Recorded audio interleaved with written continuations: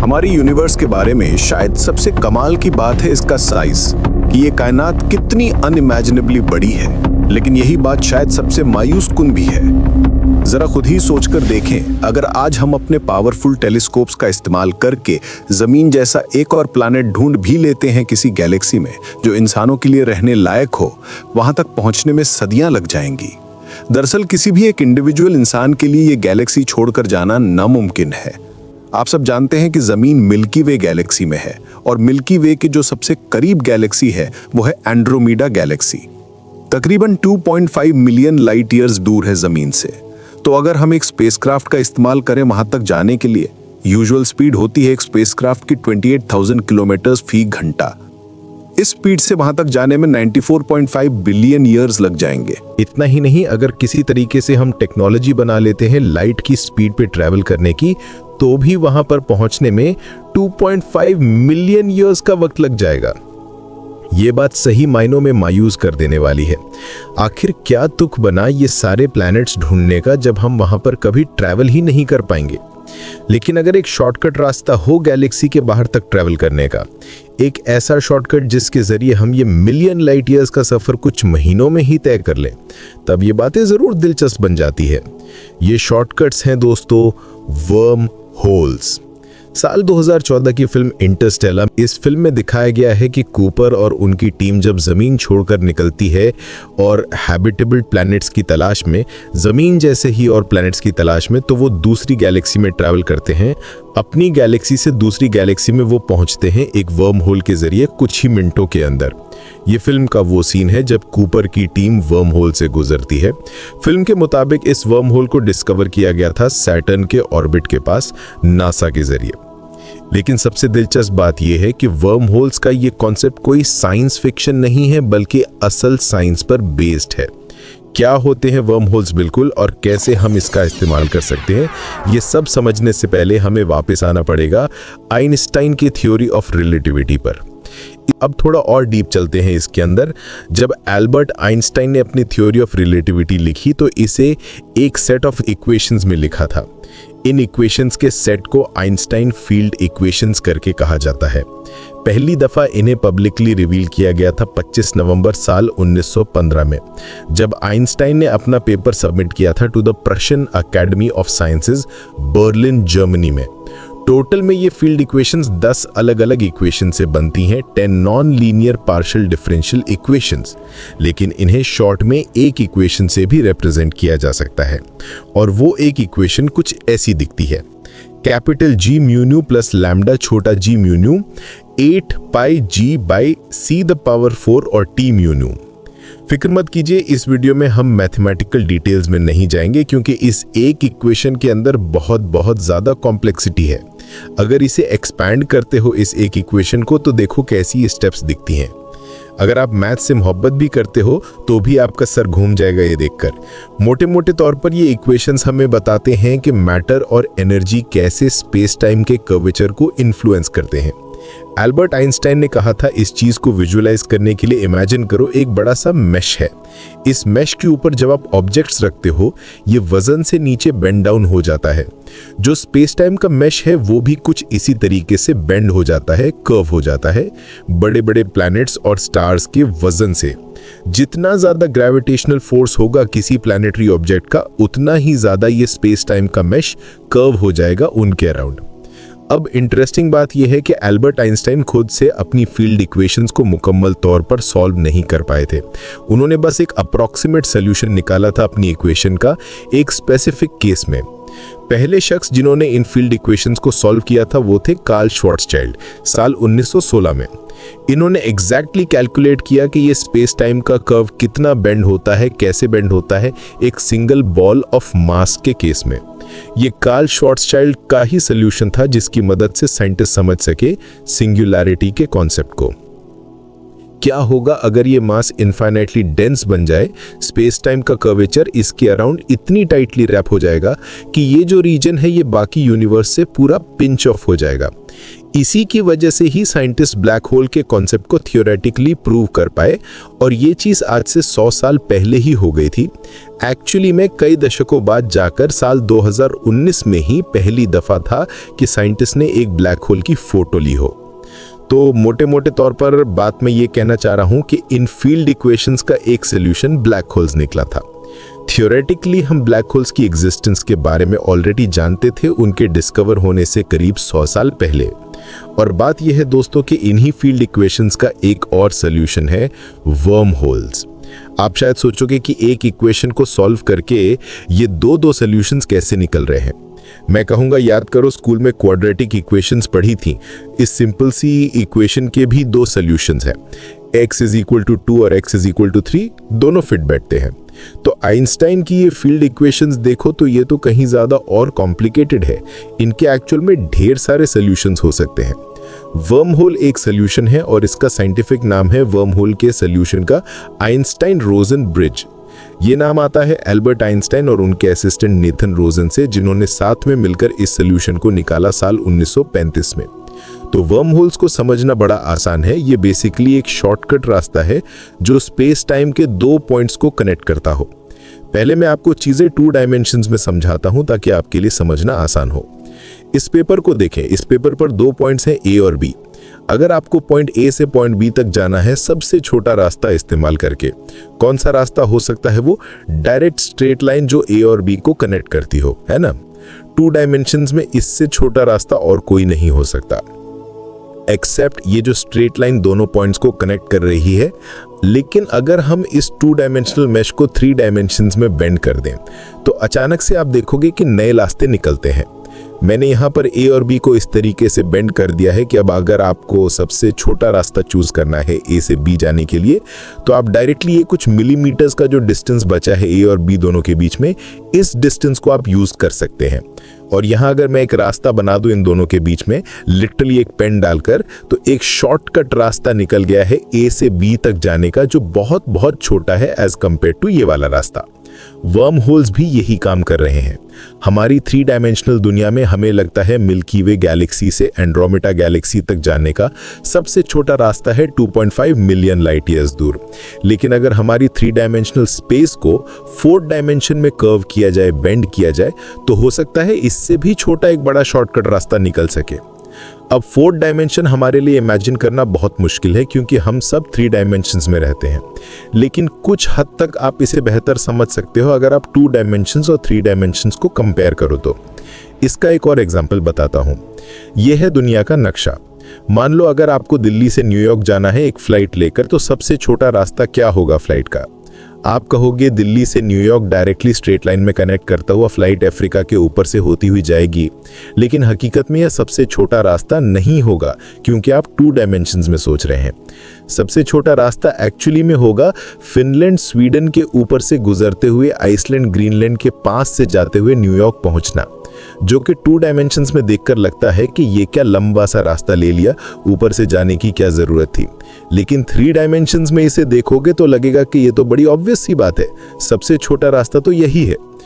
सन 1957 में scientist John wheeler ने एक पेपर पब्लिश किया था आइंस्टाइन रोजन ब्रिजेस पर, और इन्होंने सिमिलर सी एनालॉजी से इसे कंपेयर किया।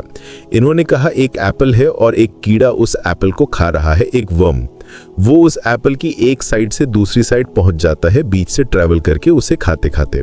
इंस्टेड ऑफ के वो एप्पल के सरफेस पे ट्रैवल करे जैसे हमारे एरोप्लेन्स ट्रैवल करते हैं जमीन के सरफेस के अराउंड, सर्कमफ्रेंस के अराउंड, तो ऐसा करने से ये वर्म एक छोटा डिस्टेंस ट्रैवल करेगा। इसने एक तरीके से स्पेस टाइम में शॉर्टकट ले लिया है और इस टर्म को व्हीलर ने नाम दिया वर्म होल, और यहीं से ही वर्म होल लफ्ज का ओरिजिन हुआ दोस्तों। वर्म होल लफ्ज को जब आप इंटरनेट पर सर्च करते हैं तो ऐसे कई डायग्राम्स देखने को मिलते हैं। मोटे मोटे तौर पर वही चीज जो मैंने पेपर के साथ करी, 2 पॉइंट्स को कनेक्ट कर दिया एक होल के थ्रू। यहाँ इमेजिन किया जा रहा है हमारा स्पेस टाइम का मैश है, उस पर एक ऑब्जेक्ट है जिसमें बहुत बहुत ज्यादा ग्रेविटेशनल फोर्स है, इतनी ज्यादा कि उससे ये स्पेस टाइम का कर्वेचर इतना बेंड हो गया है कि वो दूसरी तरफ से निकल कर आ गया है। ये स्पेस टाइम का मेश अपने आप में ही फोल्ड हो गया एक के ऊपर, ठीक उसी तरीके से जैसे वो पेपर फोल्ड किया मैंने। और ये वर्म होल एक शॉर्टकट तरीका बन गया एक से दूसरी गैलेक्सी में ट्रेवल करने का। लेकिन इन सारी विजुअलाइजेशंस में वही डायमेंशंस की प्रॉब्लम है। 2 डायमेंशंस में रिप्रेजेंट करने की कोशिश की गई है एक वर्म होल को, लेकिन जैसा कि मैंने बताया worm hole 3D to 4D में काम करता है। तो हकीकत में अगर कभी वर्म होल एग्जिस्ट करेगा तो वो दिखने में एक स्फेरिकल बॉल की तरह दिखेगा। ये एक बड़ी इंटरेस्टिंग वेबसाइट है जिसमें आप विजुअलाइज कर सकते हैं कि वर्म होल्स एक्चुअली में कैसे दिखते होंगे अगर इनकी एग्जिस्टेंस प्रूव हो जाती है। तो एक बॉल सा फिगर जिसके जैसे आप अंदर जाते रहते हैं तो चीज़ें आपको कर्व्ड दिखती है अपने अराउंड, और पीछे मुड़कर आप देखेंगे तो ज़मीन भी आपसे दूर हुए जा रही है और सब कुछ एक सर्कुलर सी शेप में दिखेगा आपको। इसलिए दोस्तों इंटरस्टेलर फिल्म में जो वर्म होल दिखाया गया है वो एक काफ़ी रियलिस्टिक तरीके से डिपिक्ट किया गया है। यहाँ एक बात कहनी ज़रूरी है कि वर्म होल्स का जो पूरा कॉन्सेप्ट है अभी के लिए ये सिर्फ एक नज़रियाती कॉन्सेप्ट है। इसे आइंस्टाइन की फील्ड इक्वेशंस के सॉल्यूशन के तौर पर नज़रियाती तौर पर निकाला गया है। मूवीज़ में साइंटिस्ट के ज़रिए इसे विजुअलाइज करने की बहुत कोशिश की गई है, बहुत सी थियोरीज इस पर बनाई गई हैं, लेकिन अमली तौर पर आज तक किसी ने भी कोई वर्म होल नहीं देखा है। साइंटिस्ट नहीं जानते कि असली में वर्म होल्स एग्जिस्ट करते भी हैं या नहीं करते, लेकिन अगर वर्म होल्स एग्जिस्ट करते हैं तो ये टाइम मशीन का भी काम करेंगे। क्योंकि इमेजिन करके देखो, आप कुछ मिनटों में मिलियंस ऑफ लाइट ईयर्स दूर पहुंच सकते हो। इसका मतलब आप लाइट से भी पहले वहां पर पहुंच गए हो। लाइट भी वहां नहीं पहुंची तो बेसिकली आप वक्त में भी एक से दूसरी जगह जंप कर गए हो। अब वो अलग बात है कि अगर वर्म होल्स एग्जिस्ट करते हैं तो क्या इंसान इनके थ्रू ट्रैवल कर भी सकते हैं या नहीं कर सकते। कई सारी अमली प्रॉब्लम्स यहाँ पर आती हैं वर्म होल्स को सच मानने पर। पहला सवाल तो यह है कि वर्म होल की जो ओपनिंग है वो कैसे बनेगी। हमें यहाँ पर बहुत भारी ग्रेविटेशनल फोर्स की ज़रूरत है। कहाँ से आएगा ये ग्रेविटेशनल फोर्स? अगर आपने मेरे पुराने स्पेस रिलेटेड वीडियोस देखे हैं तो आप गेस कर सकते हैं कि जवाब यहाँ क्या होने वाला है। एक ब्लैक होल। आइंस्टाइन और उनके असिस्टेंट रोजन ने थ्योराइज किया कि सिर्फ ब्लैक होल्स में ही इतनी ग्रेविटेशनल फोर्स हो सकती है कि वो वर्म होल्स की इन टनल्स को ओपन अप कर पाए। ब्लैक होल्स की तरफ सब कुछ खिंचता है तो सब कुछ उसकी तरफ अट्रैक्ट होकर इस वर्म होल के थ्रू फ्लो करेगा, इस टनल के थ्रू जाएगा। लेकिन अगला सवाल ये उठता है कि इस टनल के दूसरी तरफ क्या होगा? अगर दूसरी तरफ भी ब्लैक होल हुआ तो इस टनल से बाहर निकलने का कोई रास्ता ही नहीं होगा। इसके अंदर कंप्लीटली ट्रैप होकर आप रह जाओगे। बेसिकली फिर ये वर्म होल कोई टनल नहीं होगी एक से दूसरी तरफ जाने के लिए, बल्कि एक ट्रैप करने की जगह होगी। तो कुछ ऐसा होना चाहिए दूसरी तरफ जो ब्लैक होल के ऑपोजिट हो हर सेंस में। कोई ऐसी चीज जो ब्लैक होल जितनी ही पावरफुल हो लेकिन बिल्कुल उलट तरीके से काम करे, जो चीजों को अपनी तरफ खींचने की जगह चीजों को अपने से दूर भेजे ताकि एक एग्जिट पॉइंट क्रिएट हो पाए। और यहाँ पे हमारी कहानी में एंट्री होती है दोस्तों व्हाइट होल्स की। एक दफा फिर से व्हाइट होल्स एक ऐसा कंसेप्ट है जिसे प्रूव किया जा चुका है नजरियाती तौर पर आइंस्टाइन की फील्ड इक्वेशंस के जरिए। ब्लैक होल्स, वर्म होल्स के अलावा व्हाइट होल्स एक और सॉल्यूशन है इन फील्ड इक्वेशंस का। क्या है ये व्हाइट होल्स? जैसे व्हाइट ब्लैक का ऑपोजिट होता है, एक व्हाइट होल ब्लैक होल का हर सेंस में उलट होगा। जैसे कि ब्लैक होल में कोई भी लाइट एस्केप नहीं कर सकती, एक दफा उसके अंदर ट्रैप हो जाए तो व्हाइट होल में दूसरी तरफ कोई भी लाइट एंटर नहीं कर सकती, सिर्फ बाहर ही निकल सकती है। इसका मतलब व्हाइट होल दिखने में बहुत ही एक्सट्रीमली ब्राइट कलर का होगा, व्हाइट कलर का होगा। रशियन थ्योरेटिकल फिजिसिस्ट और कॉस्मोलॉजिस्ट इगोर नोविकोव पहले शख्स थे जिन्होंने इस व्हाइट होल लफ्ज का इस्तेमाल किया साल 1964 में। साइंटिस्ट के मुताबिक white hole basically black hole का वक्त रिवर्सल है। जैसे ब्लैक होल का जो इवेंट होराइजन होता है वो एक नो रिटर्न का पॉइंट होता है, उसे क्रॉस कर लिया तो उसके बाद कुछ भी एस्केप नहीं कर सकता। ऐसी व्हाइट होल का जो इवेंट होराइजन होता है वो एक बाउंड्री ऑफ नो एडमिशन है, उस पॉइंट के आगे कुछ जा नहीं सकता। जो ऑब्जेक्ट्स व्हाइट होल के अंदर होते हैं वो बाहर जरूर जा सकते हैं, बाहर की दुनिया से इंटरेक्ट कर सकते हैं, लेकिन अंदर वापस लौटकर कुछ नहीं आ सकता। इवन दो आइंस्टाइन की रिलेटिविटी थ्योरी का ये एक सल्यूशन है, लेकिन कोई नहीं जानता कि हकीकत में व्हाइट होल्स फॉर्म कैसे होंगे। ब्लैक होल्स की फॉर्मेशन के बारे में मैंने ब्लैक होल्स वाले वीडियो में एक्सप्लेन किया था, जब एक स्टार अपने आप में कोलैप्स कर जाता है। लेकिन इसका उल्टा कुछ हो नहीं सकता। तो ये व्हाइट होल जैसी कोई चीज एग्जिस्ट कर भी सकती है या नहीं कर सकती, ये बहस का मौजू है साइंटिस्ट्स के बीच में आज तक। कुछ साइंटिस्ट्स का मानना है कि जब बिग बैंग हुआ था और यूनिवर्स का आगाज हुआ था, उस मोमेंट ऑफ क्रिएशन पर सब कुछ एक बहुत ही बड़े व्हाइट होल से निकला होगा। एक दूसरी थ्योरी स्टीफन हॉकिंग के जरिए दिए गए आइडिया पर बेस्ड है। स्टीफन हॉकिंग ने कहा था कि एक ब्लैक होल इवेंचुअली इवेपोरेट कर जाएगा, रेडिएशन जब उससे लीक होती रहेगी। Black holes are not that deformed I am talking, जिनको आप क्रिटिकली फास्ट स्पिनिंग कर रहे थे। लेकिन जब एक ब्लैक होल इवेपोरेट करके खत्म हो जाएगा तो उसके अंदर जो इंफॉर्मेशन मौजूद थी उसका क्या होगा, उसके अंदर जो मैटर मौजूद था उसका क्या होगा। यहाँ क्वांटम थ्योरी में एक फंडामेंटल लॉ है जो कहता है कि कोई भी इंफॉर्मेशन लॉस्ट नहीं हो सकती। इसे नो हाइडिंग थ्योरम कहा जाता है। नो हाइडिंग थ्योरम के मुताबिक अगर कोई इंफॉर्मेशन एक सिस्टम से गायब हो जाती है तो वो यूनिवर्स में कहीं ना कहीं और एग्जिस्ट जरूर कर रही होगी। तो नजरियाती तौर पर अगर एक ब्लैक होल में ये सारा मैटर, ये सारी इंफॉर्मेशन अगर सक इन हो रही है, ब्लैक होल के जाने के बाद ये कहीं ना कहीं स्पिट आउट भी हो रही होगी, और ये लाइकली हो रहा होगा एक व्हाइट होल के थ्रू। इसी आर्ग्यूमेंट के बेसिस पर कई साइंटिस्ट कहते हैं कि व्हाइट होल तब फॉर्म होता है जब एक ब्लैक होल मर जाता है। लेकिन आज तक हमारे पास कोई सब्सटैंशियल इंफॉर्मेशन नहीं है इस चीज को लेकर कि ब्लैक होल की डेथ कैसे होती है। दूसरी तरफ कुछ साइंटिस्ट आर्ग्यू करते हैं कि व्हाइट होल्स जैसी चीज एग्जिस्ट करना नजरियाती तौर पर नामुमकिन है, क्योंकि ये सेकंड लॉ ऑफ थर्मोडायनेमिक्स को वायलेट करता है। जैसा आपने स्कूल में पढ़ा होगा, सेकंड लॉ ऑफ थर्मोडायनेमिक्स कहता है कि एंट्रोपी किसी भी सिस्टम में कम नहीं हो सकती। इस पेपर का एग्जाम्पल लेकर देख लें। अगर इस पेपर को मैं फाड़ दूं तो इस पेपर के फटने के बाद जो एंट्रोपी है वो इंक्रीज हो रही है। अब इसे वापस बिल्कुल उसी तरीके से ज्वाइन करना पॉसिबल नहीं है। जिस तरीके से कोई पेपर श्रेडिंग मशीन पेपर्स को श्रेड करने का काम करती है, जिससे पेपर की एंट्रोपी बढ़ती है, ठीक इसी तरीके से ब्लैक होल्स यूनिवर्स में हर चीज को श्रेड करने का काम करते हैं। पूरे के पूरे प्लैनेट्स और स्टार्स को ब्लैक होल्स निगल जाते हैं और सिर्फ रेडिएशन बचती है। इससे पूरे यूनिवर्स में एंट्रोपी बढ़ती है।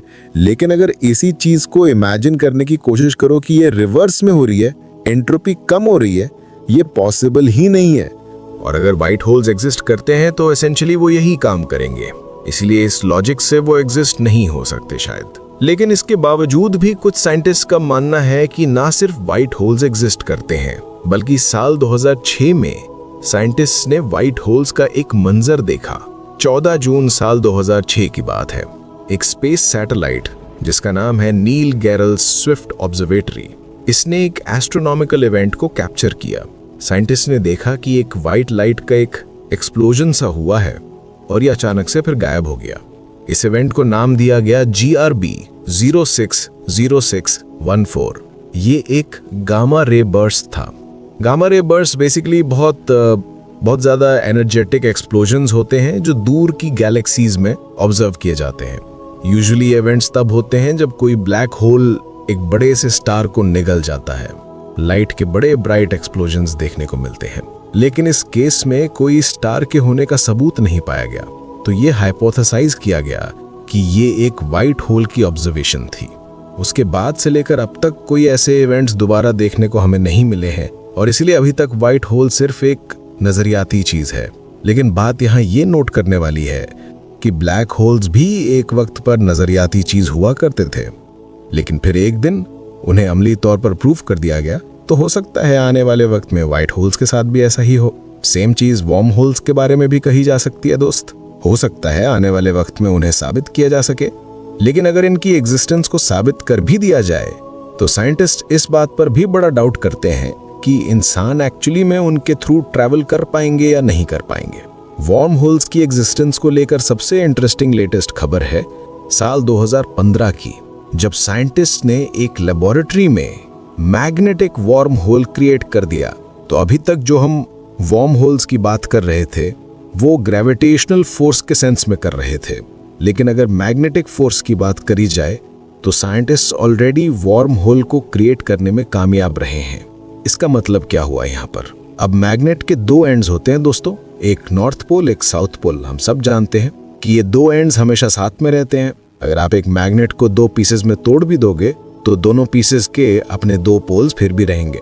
अब साइंटिस्ट ने कुछ स्पेशल मटेरियल्स का इस्तेमाल करके क्या अचीव कर लिया कि मैग्नेट्स के जो दो पोल हैं उन्हें सेपरेट कर दिया, बीच में इनविजिबल गैप लगा दी।